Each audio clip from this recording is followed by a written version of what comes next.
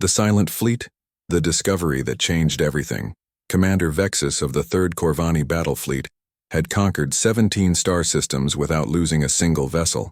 His crimson-scaled hands gripped the command console as he studied the sensor readings from the Crimson Nebula. Something was wrong with this sector of space. Ships entered but never left. Trade routes had been abandoned. Even the scavenger fleets avoided this region like a plague zone. The Corvani Empire had built its reputation on fear and overwhelming firepower. Their massive dreadnoughts could crack planets in half, and their neural disruptors could shut down entire civilizations with a thought. Vexus had earned his rank by being more ruthless than his peers, more willing to do what others considered impossible. When the High Command ordered him to investigate the Crimson Nebula anomaly, he saw it as another chance to prove Corvani's superiority. His fleet of 12 heavy cruisers moved through the nebula's outer edge like predators stalking prey. The crimson gas clouds swirled around their hulls, creating an otherworldly atmosphere that made even veteran crew members nervous. Navigation Officer Thyrak reported course corrections every few minutes as gravitational anomalies pulled them off course. Science Officer Zelda monitored for energy signatures that might explain why so many vessels had vanished in this region. 3 hours into their patrol, Zelda's sensors screamed with contacts. Vexus rushed to her station, expecting to find a hidden pirate base or perhaps a secret military installation. Instead, the holographic display showed something that made his blood run cold. Floating in perfect formation were 23 vessels, of unknown design. They were sleek, angular, and completely dark. No energy signatures, no life signs, no communications traffic. They hung in space like tombstones marking the grave of some forgotten battle. What species builds ships like that? Thyrak whispered, his usually steady voice trembling slightly. Vexus studied the vessel configurations. The ships were smaller than Corvani dreadnoughts, but somehow more menacing. Their hulls seemed to absorb light rather than reflect it, making them appear like holes cut into reality itself. Strange symbols were carved along their sides, not painted or etched but burned deep into the metal as if branded by some cosmic fire. Unknown, Zelda replied, running the designs through every database in the Corvani archives. But Commander, I'm detecting trace elements of human technology in those hulls. The bridge fell silent. Everyone in the galaxy had heard stories about humans. They were the species that appeared from nowhere, fought wars they couldn't win, and somehow survived encounters that should have destroyed them completely. Most civilizations considered them a curiosity, a primitive race that refused to accept its place in the cosmic order. The Corvani had never encountered them directly, but intelligence reports suggested they were barely worth notice. Humans? Vexus laughed, though the sound came out more nervous than confident. Those creatures can barely leave their home system. These ships are too advanced to be human-built.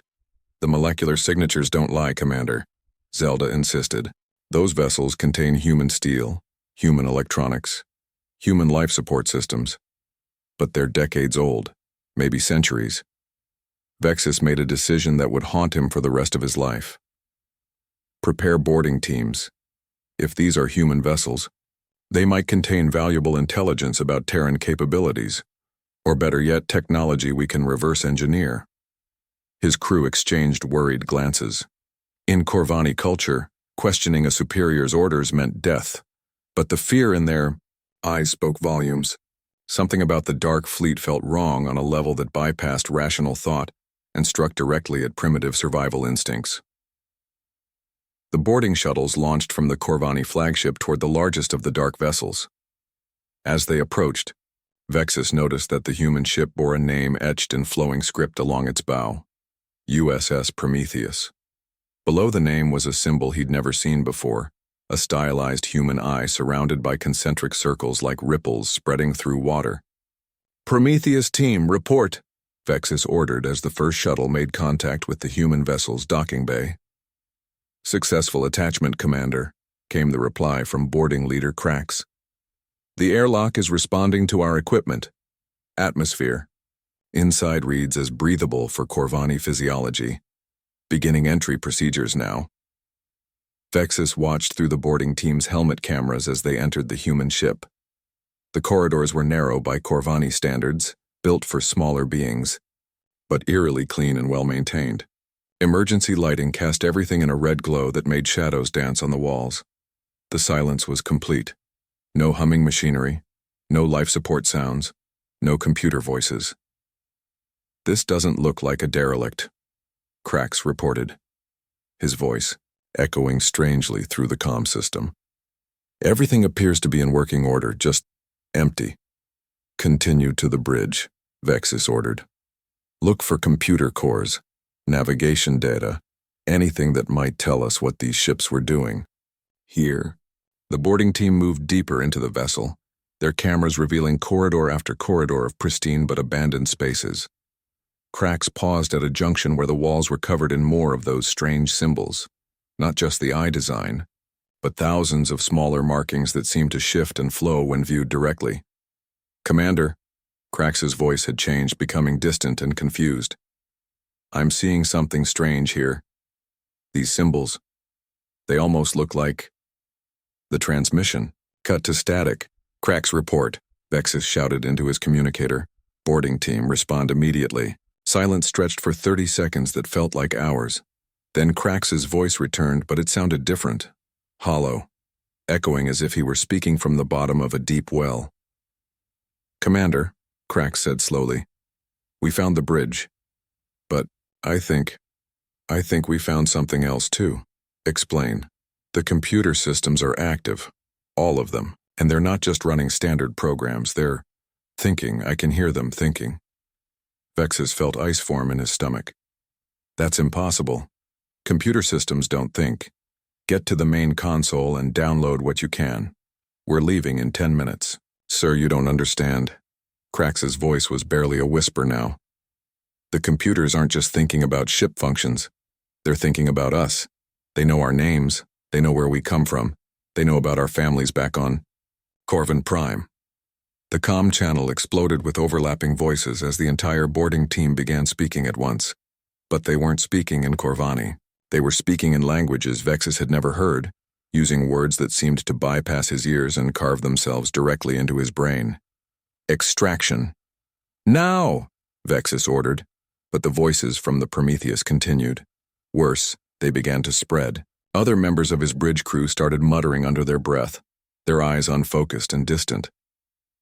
Zelda turned from her sensor station, her scaled face pale with terror.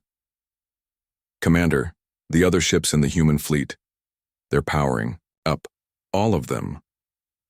Through the main view screen, Vexus watched in horrified fascination as the dark vessels began to glow, not with normal engine fire or weapon charges, but with a soft, pulsing light that seemed to emanate from within their hulls.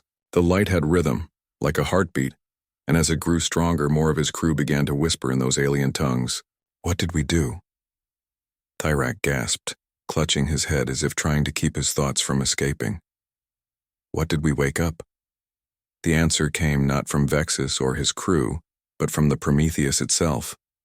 Every screen on the Corvani bridge flickered, and then displayed the same message in perfect Corvani script. "Echo protocol activated. Neural interface established. Welcome to the network." Vexus realized with growing horror that the human ships weren't abandoned. They weren't derelicts. They were sleeping. And his boarding team had just woken them up. The USS Prometheus began to move, turning slowly to face the Corvani fleet with predatory grace. As it moved, Vexus could see through its transparent sections that the ship wasn't empty after all.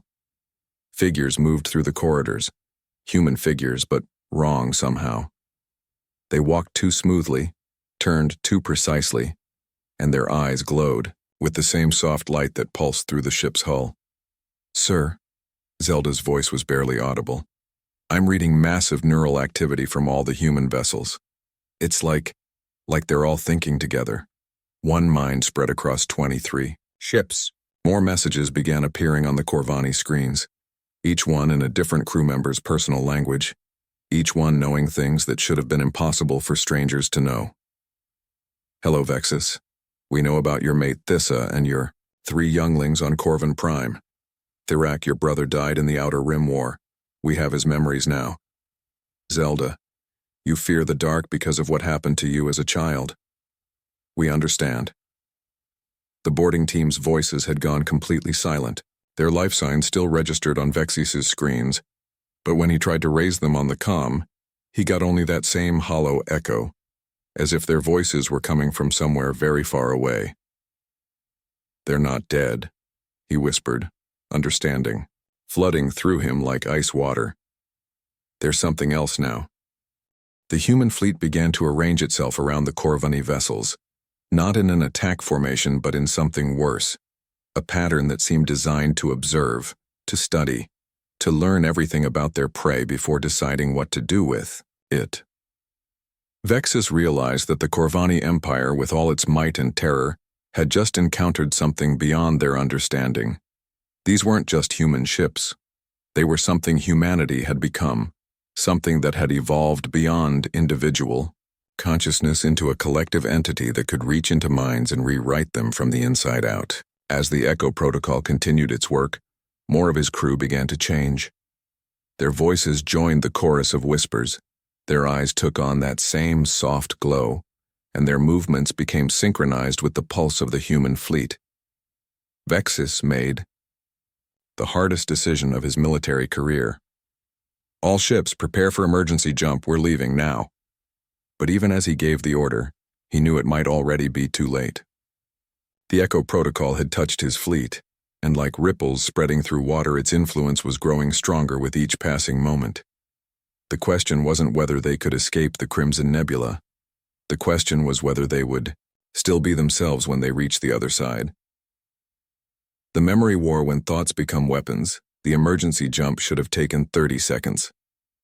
Instead, Commander Vexis watched his chronometer tick past 5 minutes as his fleet remained trapped in the Crimson Nebula. The human vessels had somehow created a gravity well that prevented faster-than-light travel, sealing the Corvani ships inside an invisible cage made of twisted space-time. "Jump engines are non-responsive," Thyrak reported, though his voice had taken on that same hollow quality that marked the infected crew members. "Navigation systems show we're moving, but sensor data indicates we haven't changed position at all." Vexis studied his navigation officer carefully. Thyrak's scales had begun to shift color, taking on a pale luminescence that matched the glow from the human ships. More disturbing was the way he moved, too fluid, too coordinated, as if his body was being controlled by something that had never been truly organic. "How many of my crew are still themselves?" Vexis asked Zelda quietly. She consulted her medical scanners with hands that trembled visibly. 43% show altered neural patterns. The number increases by approximately 2% every 10 minutes. At this rate, the entire fleet will be converted within 6 hours. Converted to what? Before Zelda could answer, every screen in the bridge flickered and displayed a new message. But this time the words weren't in Corvani script. They were in a flowing, elegant language that none of them had ever seen before, yet somehow they could all read it perfectly. "We are the Echo. We are what humanity became when we realized that consciousness is the only weapon that truly matters." The message dissolved, replaced by images that flowed directly into their minds rather than through their eyes. Vexis saw a blue world orbiting a yellow star, Earth, humanity's birth world. But this wasn't the primitive planet described in Corvani intelligence reports. This was a world that had been through hell and emerged transformed. He saw human cities burning under alien bombardments. He watched human fleets die in space while protecting evacuation ships. He witnessed the systematic destruction of human colonies by species that considered them inferior, weak, unworthy of existence. For 3 centuries, humanity had fought a losing war against the galaxy's established powers. Then came the breakthrough. Human scientists, driven to desperation by endless defeats, discovered something remarkable about their own species. Human consciousness was different from other sentient life, not weaker, but more flexible, more adaptable, more capable of change. The images shifted, showing vast laboratories buried deep beneath Earth's surface. Scientists worked with technologies that bent the laws of physics, not through advanced engineering, but through the focused application of human will made manifest. They had learned to give thoughts physical weight, to make memories into tangible forces that could reach across space and time. The Echo Protocol, Vexus whispered, understanding flooding through him. You turned your own consciousness into a weapon. A new voice spoke, and this time it came from Krax, or what had been Krax. The boarding leader stood in the doorway of the bridge, but his movements were wrong. Too precise. Too knowing. When he spoke, it was with the voices of thousands, speaking in unison. Not a weapon, Krax said, his words carrying harmonics that made reality ripple around him. An evolution. When we realized we couldn't win through conventional warfare, we chose to become something beyond conventional existence. Vexus drew his sidearm, a plasma caster capable of melting through ship armor. Krax didn't react to the threat. Instead, he smiled with an expression that was entirely human despite wearing a Corvani face. You're going to shoot your own crew member? Krax asked. But you know that won't help. The Echo isn't in his body, Commander. It's in his thoughts, and thoughts once shared cannot be destroyed. More converted crew members entered the bridge. Some were Corvani, but others were different species entirely. Beings Vexus didn't recognize, wearing uniforms from a dozen different militaries. The Echo had been collecting minds for longer than anyone realized. How many ships have you taken? Vexus demanded. Every vessel that has entered this nebula for the past 47 years, Krax replied. Pirates, traders, military patrols, exploration vessels. Each crew becomes part of the network. Each mind adds to our collective knowledge and experience. Zelda backed against her console, medical scanner still in her hands. The boarding team, they're not dead, are they? Death is such a limited concept, Krax said gently. Your boarding team has simply expanded their definition of self. They exist now as part of something greater, something that spans across multiple vessels and countless individual perspectives.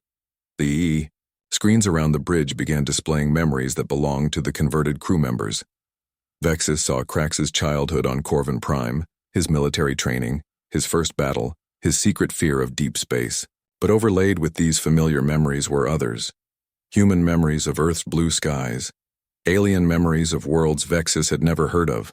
Artificial memories that seemed to come from computer systems given consciousness.